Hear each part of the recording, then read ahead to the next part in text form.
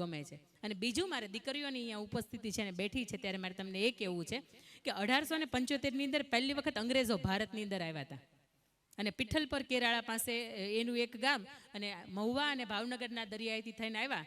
એક ઘોડે સવાર થઈને એક અંગ્રેજ અધિકારી એને જોયું દૂરથી કે 12-14 વર્ષની એક દીકરી છે પાણી ભરીને ચાલી આવે છે.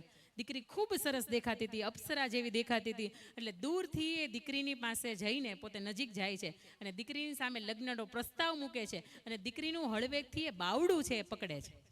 દીકરીના શરીરની અંદર ધ્રુજારી ઉત્પન્ન થઈ જાય છે. પોતાના માથા ઉપરનું જે 15 લીટર ભરેલું જે બેડું હોય, જે ગોળી હોય પિત્તળની, એ ફરફરતી પેલાને મારે છે અને અંગ્રેજ અધિકારી બેભાન થઈને ત્યાં પડી જાય છે.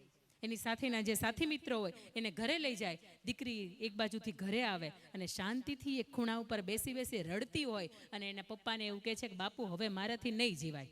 એને બાપુ એવું કહે છે કે બેટા 12-14 વર્ષની થઈ, તારી એક પણ જાતની ફરિયાદ આપણે આંગણે નથી આવી, તે તારા જીવનની અંદર હંમેશા અમારું ગર્વ માથું ઊંચું રહે આવા કામ કર્યા છે, તેમ છતાંય તું કેમ એવું કહે છે કે મારાથી નહીં જીવાય?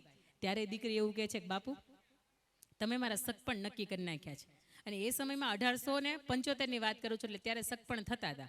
એટલે તમે મારા સગપણ જેની સાથે નક્કી કર્યા છે એ 17 વર્ષના યુવાનને કયો, જો એના કાંડાની અંદર તાકાત હોય તો એ ગોરા અંગ્રેજ અધિકારીને મારે, એના લોહીની અંદર મારી ચૂંદડી ડૂબોડે અને પછી મને મંડપની અંદર ઓઢાડવા આવે. અને નહીં તો મને અત્યારે ઝેરનો કટોરો આપે અને હું પી જાઉં. બાકી પારકો પુરુષ મને સ્પર્શ કરીને જાય પછી મને જીવવામાં જરી કંઈ મજા નથી. અને આપણો ઇતિહાસ સાક્ષી છે કે 17 વર્ષના દીકરાએ એ અંગ્રેજ અધિકારીને માર્યો હતો. એના લોહીની અંદર એની આપણી ચૂંદડી જે એની હતી એ ડૂબાડી હતી અને પછી આ દીકરીને ઓઢાડી હતી. મારે તમને એ કહેવું છે કે 12 વર્ષની દીકરીને ખબર પડતી હતી કે આપણા ચરિત્ર ઉપર, આપણા અંગ ઉપર કોઈ પારકા પુરુષનો સ્પર્શ થાય તો આપણાથી જીવાય નહીં. તો આજની 12-15 વર્ષની 25 વર્ષની દીકરીને ન ખબર પડે? પડે ને? બધી ખબર પડે છે. જ્યારે તમે તમારું ઉમરું છે ઓળંગો છો, એમ કહેવાય કે ડુંગર છે ને એની જેવડું ઉંમર હોય છે. અને એ જ્યારે ઓળંગતી હોય ને દીકરી ત્યારે એને ખબર પડતી જ હોય પોતે કઈ દિશામાં જાય છે. પણ ક્યાંક મા બાપની સગવડતા એને આઈફોન આપી શકાય એવી ન હોય, એને માંડ વિવોનો કે એપલનો ફોન છે આપી શકાતો હોય અને પોતાની ઈચ્છા છે ને એપલની હોય.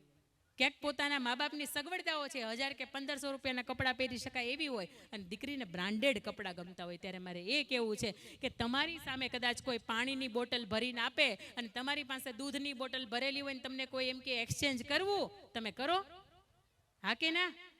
સામે પાણીની બોટલ ભરી છે, તમારી પાસે દૂધની બોટલ ભરી છે, તમે એક્સચેન્જ કરો? ન કરો. એટલા માટે તમને ખબર છે કે તમારી કરતાં ઉતરતી કક્ષાનું છે, તમારી કરતાં એ ઓછું છે.